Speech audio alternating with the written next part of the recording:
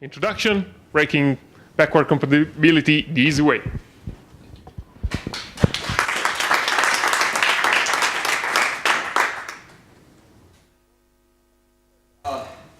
Yeah, this is about breaking backwards compatibility. And it's about inflicting pain.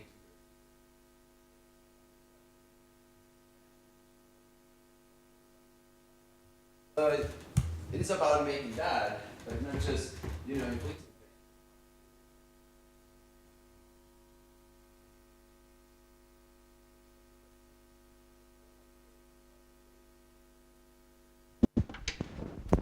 No one cares. There we go. Does that work? Awesome. So, shall we start over? I'm just kidding. So it's about inflicting pain to your users, and it's about doing it the easy way. And before we get there, some disclaimers. If you have heard me talking before, you know that I might rush through my talks, and it's not because I'm nervous, and I'll say it again. It's because I'm from South America, and in South America, you cannot waste time, and if you waste time, you might get killed. So you have to say everything. You have to say as fast as you can. So that's why I normally speak as fast as I can. I might say bad words. Do not take it on me. I'm not trying to be harsh or anything. It's just like I get excited when I'm talking, and that's the way we talk back there. Trust me. And I'm full of rant, so I'll rant all my talks. So again, that's me in this very same spot last year. And for some reason, my talks are always here. And my talk yesterday was here as well. And I'm still working at Red Hat. I've been there for at least like 2.5 years already, and I don't think I'm going anywhere. But feel free to interrupt me at any time. I'm happy to be interrupted with questions, so do not hesitate to raise your hand, and I'll happily answer if I know the answer. Go ahead. You have a question. I'm the only Flavio in Red Hat. Okay, yeah. No, but last time that happened to me in this slide, someone asked me, are you the only Flavio at Red Hat? How's your email, flavio@redhat.com? And I believe I'm not the only Flavio at Red Hat, but I'm the only one that took care of getting an alias for his email. So now I'm the only Flavio at Red Hat for sure. And that's my Twitter handle if you want to tweet me. I really love feedback. If you hate this talk, please tweet me. And if you love it, tweet me as well. You have to feed my ego somehow. And, and thanks a lot for attending. I'm really happy to see you all here. Like when I saw my talk was at the last day, at the very last slot, I was like, no one is going to come. Like, like everyone is going to leave. Like I said before lunch, like I'm going to have lunch and then I'm going to leave. And someone told me, you have a talk today. I was like, oh, Jesus, right. I have a talk at the end of the day. So that's a reminder that I normally, like at the end of the Sunday, I always like wasted and completely tired. Backwards compatibility. That's what backwards compatibility is. How many of you know what backwards compatibility is? How many of you try to keep it somehow? Okay, there you go. A few hands. And how many of you know that there's also forward compatibility? There you go. So I get 3 hands. Okay, there exists forward compatibility. And it exists in software and it also exists in real life. I will give you an example of real life. So when you build a house and you don't have money to put your AC system on, but you think that in the future you might want to put it on, or you might want to sell your house and you want the other person to have the value that they can put the AC system on. So what you do is like you build your house with the space to put your AC system, but you don't buy it, you don't put it in there. So that's having a house that is forward compatible, because whenever you will want to put your AC system on, you will be able to do it. You already have the space, you have everything set up for that. So that exists in software as well. But this talk is about breaking backwards compatibility, so we'll just focus on backwards compatibility. What's backwards compatibility is when you release a new version of your software, when you are maintaining backwards compatibility, you are not breaking your previous versions, which means that your users, when they install the new version, everything will keep working as it is working right now, if it is working right now. So one good way to break backwards compatibility is to just release the version 3 of your software as soon as it hits the Python 2.7 version. And I know this is a really bad joke, but I had to make it. It's actually not a serious one. But this one is very serious. Don't use versioning. If you want to break backwards compatibility, why you would ever use versioning? Just release your software. You say, well, my software will always be called software. and you just release it. You know, I just released a new version. What's the version? There's no version. It's just called software. Use it, install it. It's very cool. So you will never know what version you're using. You will never know when you install it because you will just forget. And if you just got it for some random source, like you just don't know. It's just software. You just install it. And that's a very easy way to break backwards compatibility. So there you go. Like, just call your software and do not use versioning at all, so that your users, every time they will install it, all their system will break. And the system will break because you won't deprecate things. You would just remove stuff from your software without telling your users. You just like, oh, this function, I remember when I wrote it. It doesn't work anymore. Okay, I'll remove it because no one is using it anyway, right? So you just remove your functions, and it turns out that there were like 1,000 users actually using that function, and as soon as they get the new version, everything will be broken for them. So don't deprecate things. Just put as much as you want into your software and remove as much as you want. That's perfect. That's totally allowed. Keep everything inconsistent. Like, users hate consistency, for real. Like, if you have two functions and they have the same signature and you try to have like the same order in your arguments, I mean, that's boring. I mean, when I'm using someone else's software, I want to have, waste time there. I want to dig into that. I want to read the source. Right? I want to have to just go to GitHub, read the fucking file, and to figure out what's happening there, because inconsistency makes my life more exciting, right? And assume you are the only fucking user of your software. I mean, if you hate your users, you probably don't want to have any, so you just have to assume you're the only user. You have to work for yourself, because that's your fucking software, right? You're writing it for you. So you just put new stuff in there that is just useful for you, and whenever it stops being useful for you, you just remove it from there. Remember, you don't have to deprecate things. You just remove stuff from your software, and then release software without version, because that just makes your life simpler, right? And keep everything public. So, I don't know who invented private stuff in languages. Like, you should have everything public. Like in Python, Like, everything is public, everything is accessible by anyone. And if you have a service, oh gosh, like, create as many endpoints as you can, create as many functions as you can, create as many things that you want your users to know that they exist. So they'll just go there, use them, install it, and consume your APIs, because they're all public, because we live in a free world, right? We all want to have everything for everyone, because that, that's what I'm not going to get into politics, so I'm not going to say that joke. But anyway, we all want to have access to everything, right? So just keep everything public. That's the way to do it. That's being open source. That's being friendly, because sharing is caring, right? And keep users in the dark. This is kind of masochism, though, because if you're the only user of your software and you keep yourself in the dark, you're basically fucking yourself, right? So, that works as well. However, if it turns out that your software has actual users, well, just keep them in the dark. Do not tell them what's happening. Do not tell them what your plans are, because we all like that, that feeling of being surprised when you install the new version and your whole system of 8,000 servers just goes down. Because we all love that, right? Because, who cares about backwards compatibility anyway?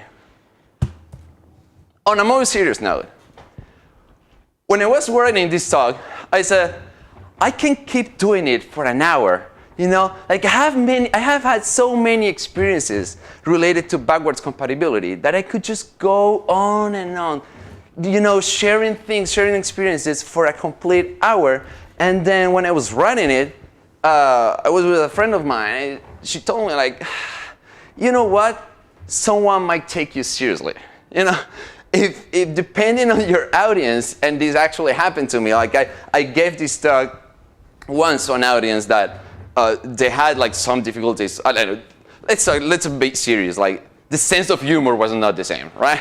So they literally practically just got one of the jokes. She told me, like, someone might take you seriously, so you will probably want to put some serious stuff in there.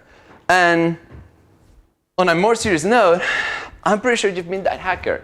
I'm pretty sure you've been that guy or that girl that just released something once, accidentally, and broke someone else's software, because you didn't respect backwards compatibility. So backwards compatibility is a fun thing.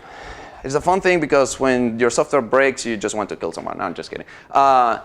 It is a fun thing because you can choose not to have it.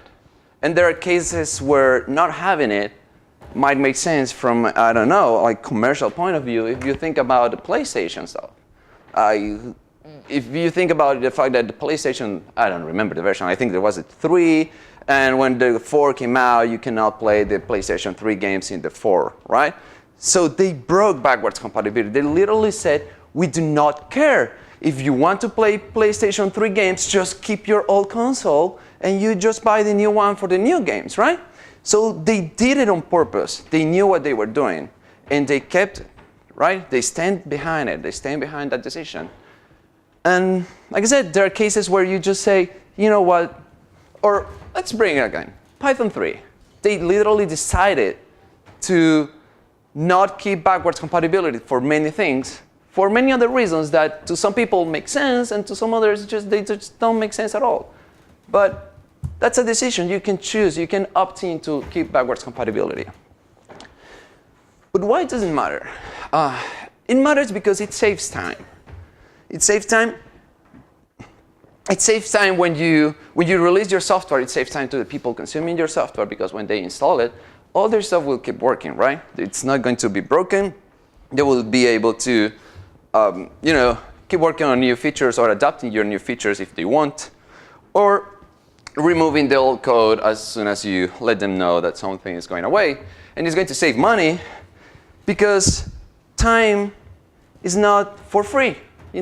Every time you waste time doing something, you're spending money there. Every time you break your customer will be a little bit pissed off, right? And there are some cases where they say, I'm fed up of this shit, and I'm just going to stop paying you for support because you're not supporting me at all. You keep breaking my stuff. So it definitely saves time and saves money, and it also, it saves kittens. And I'm saying it because everything saves kittens in this world. Like everything you do in your day-to-day job, it just saves kittens somehow. And I hate this because I really hate kittens, so, and I keep saving them. So let's keep with the series now. Versions are important. You don't want to reinvent versioning. If I hear that any of you reinvented versioning again, I'm going to be so pissed off that I'm going to just break all your laptops. Seriously, there's so many different forms, descriptions, definitions, combinations of versioning in this fucking world that you do not even know which one to pick. So let's all please agree on something and just use one so that we can just speak the same language. Use something that is cross-platform. You do not want to use a versioning that you just understand because you're a Linux user. And it turns out that Windows users installed your application and they just say like, oh, what's this format? I don't even know what it means. And they have to go to you and read the documentation and we don't know how this versioning thing works and whatever. And use something that is also cross-language.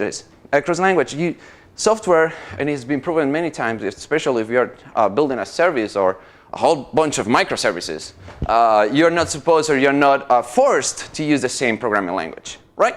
So you might have your node that is written in Python and you might have another node that is written in Java.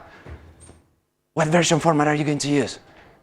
So you need to pick something that can be common, but because I don't think there's actually something common, but that can be common between those and that you can just use it within your application, within your company or whatever, and that you can communicate that back to the user as well. Turns out there's something called Semver. How many of you know Semver? Okay, cool. So it stands for, I'm going to ignore you all and I'm going to explain it anyway. It stands for semantic versioning, and it's the simplest way to put it is like there are 3 numbers. The first one is the major release, the second one is the minor release, and the third one just counts the patches that you have applied to fix some bugs. Every time you find a bug and you need to release a new version because you just fixed the bug, you increase the patch number, which is the third one. Every time you release a minor version, and by minor I mean you did not break someone else's software, you just increase the second number. And every time you want to break someone else's software, you just increase that third one. And it is easy. There are some other combinations that can be more complex as it is. I'm just trying to make it very simple so I don't waste a lot of time explaining it. there's a whole website where you can just go and read about the same version. But I mean, it's very simple. There's nothing like this. It's not rocket science. You can all do it. And the other thing is try to cap versions. And this is more from the consumer side, rather than the producer side, which means that every time you're consuming someone else's software, every time you're releasing a new version, you should recommend your users to cap it. If you respect SemVer, you will not break someone else's software, because they will cap it and they will say, we want to use all your new versions. If you know how Python requirements work, you can say, I want to use this specific version, or I want to use the versions up to this one. So that's capping. When you say, I want to use all the versions up to, I don't know, 1.00, then you're saying, I want to use everything below the 1.0. So 0.1.0, 0.1.1, and so on. And that's capping. It is useful because if we all play safe and if we all play nice with each other, you will not break someone else's software, because you will increase the major release when you release something that will break someone else's software. And since it is capping and you are capping your requirements, you will not download that version. You will not consume that version. So your software should be safe. You should be able to know when there's something that is going to break your software, so you can upgrade it before you download a new version. Communicate. Let your users know what you're doing. Be public about it. And either you have just customers, either you're working on an open source project, either you just have your brother or sister using your software, communicate with them. Let them know what you're doing. Do it often, do it publicly. Write blog posts if you need. Make sure your bugs are well informed and all the information needed is right there, so that you can just read it and go ahead and be aware of what you're doing. And if you're going to deprecate something, do it with at least one cycle ahead. And by one cycle, I mean a whole version. And so that your users know that you are going to remove some function. So say you have this function that you don't want to maintain anymore because it is not useful, and you don't know who is using it. So you have to assume you have to assume everyone is using it, so that you are not going to break someone else's software. So you just put a deprecation warning there. You release a new version. Everyone is using that function. They will get a warning, and they will say, OK, you just told me you're going to remove this version, this function in the next version of your software. So I've been warned. And if I do not do something to migrate from that function to whatever you're going to do next, and then that will be my problem. I'm on my own, right? But you have to not just warn your users. You also have to give them a way out of where they are right now. If you're going to remove a function, you have to let them know what they should do to just move away from it. Otherwise, they will just don't know what to do. And have a well-defined release cycle. It doesn't matter if you want to release your software every day, or every week, or every month, or every 6 months. Just make it clear. Let your users know how it works.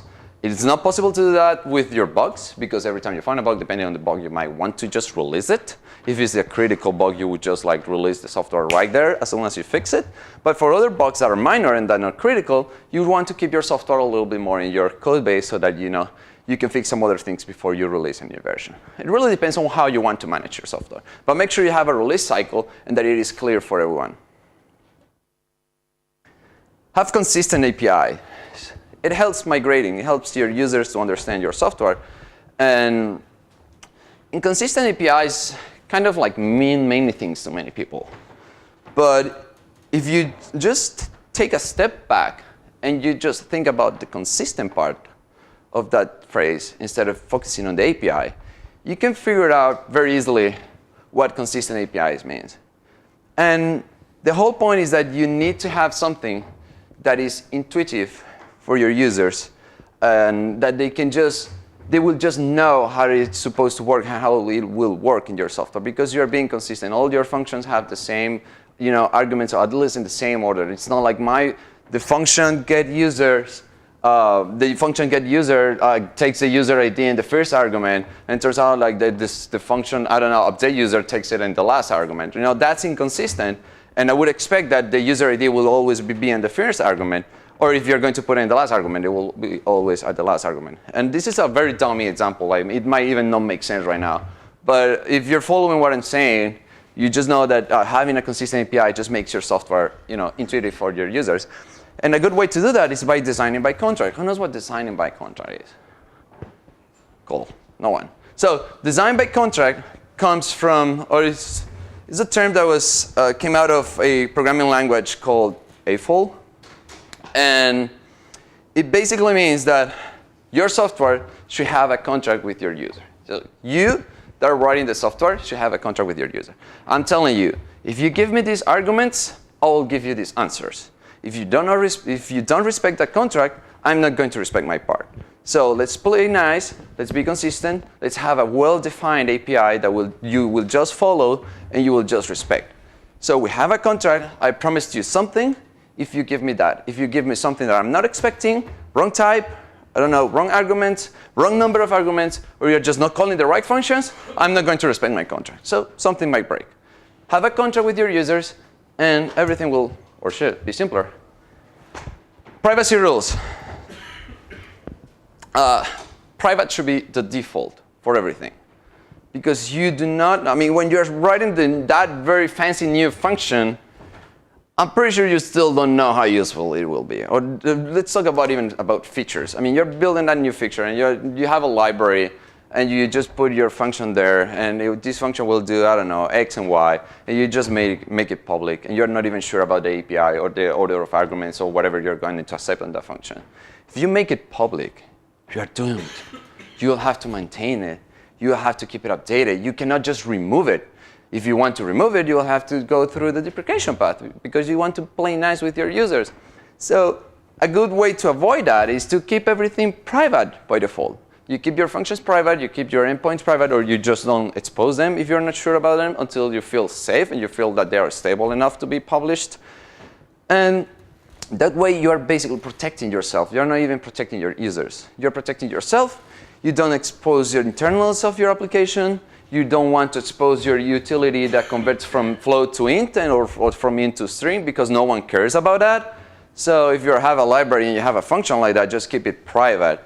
Because otherwise, even if you would assume that no one is using it, I'm pretty sure someone will use it as soon as they know and they notice it is there. And again, if it is public, do not assume no one is using it. I've heard this so many times.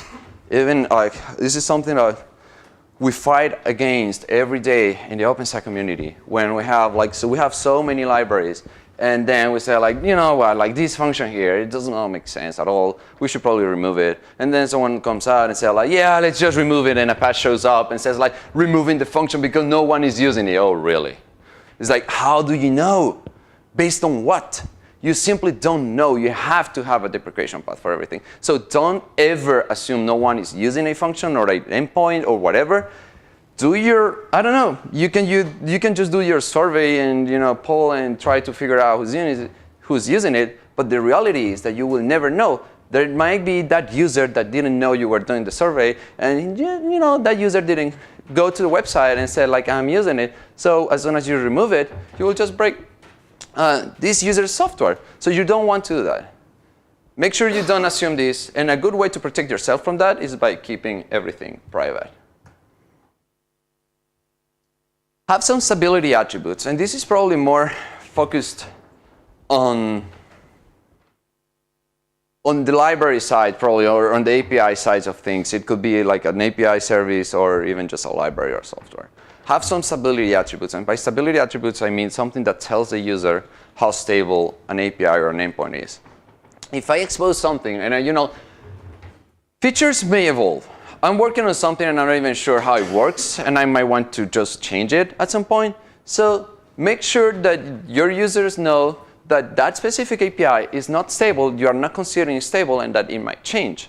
So that's another way to do it. We have that also in OpenStack, for instance. We have some versions of the API that we declare that are supported, other versions that we declare that are the current version, and we have other versions that we declare that are experimental. So when something says experimental, it means it can explode. So we describe very well what we mean with experimental, and experimental means it might go away. Experimental means it might stay, but we might change the arguments. We might change, signature, response types, or whatever. So use it at your own risk. We want you to use it because we need your feedback, but we're not declaring it is stable. We're not declaring it's going to stay that way forever. So have some stability attributes. We did the same in Rustlang when we were approaching the release 1.0. We're not there yet. It's like May 15. We started adding like stability attributes so that people know. So the language just like hit the language freeze, so nothing in the language is going to change, but the standard library might change. So there are many libraries in the standard library that we do not consider stable yet. So what we did is that we added stability attributes so that people using those functions, those libraries, they just know that those functions and those libraries might go away, they might change or whatever. So be explicit about your software. You know, like we have that in our Python philosophy class every year. Like explicit is better than implicit. So do it with your software as well. Do it with your APIs as well. And if you communicate with your users, there's nothing to hide, right? So just be clear, be transparent with what you're doing.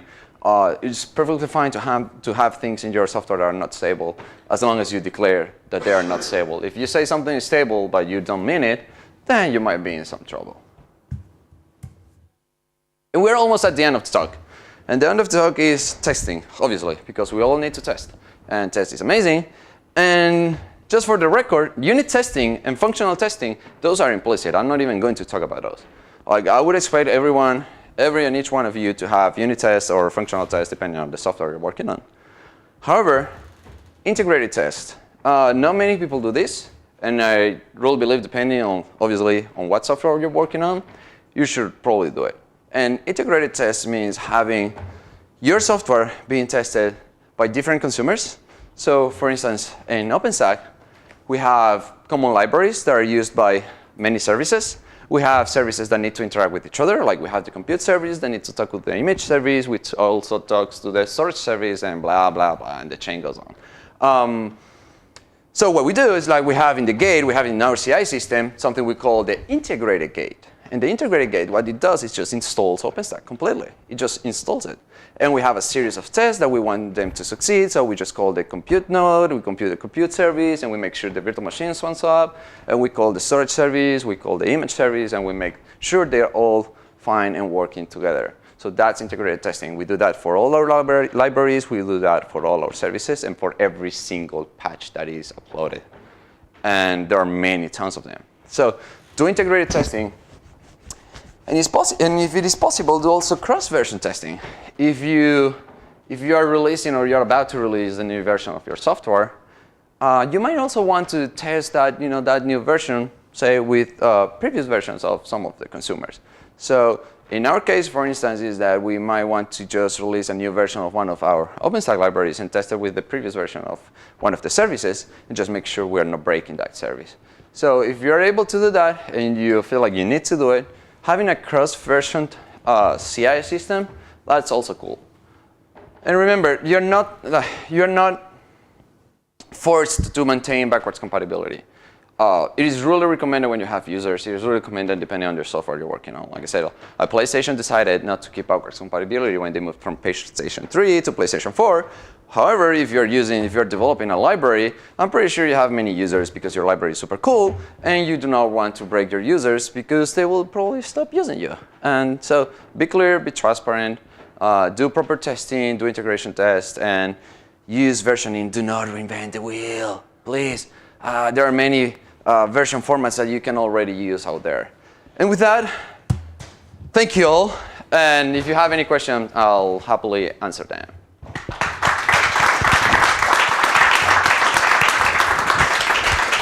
Thank you, Flavio. Questions? Beers. Kittens? Kittens. If you ask a question, you will save a kitten. Yeah. I might kill it afterward, but I'm not. No questions? No questions. So you're all keeping backwards compatibility? Oh, you're not. There you go. In Python, there is no private keyword to.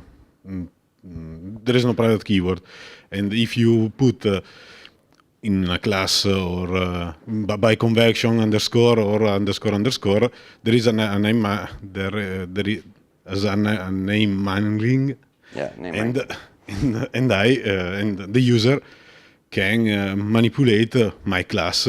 Also, Right. So okay, no?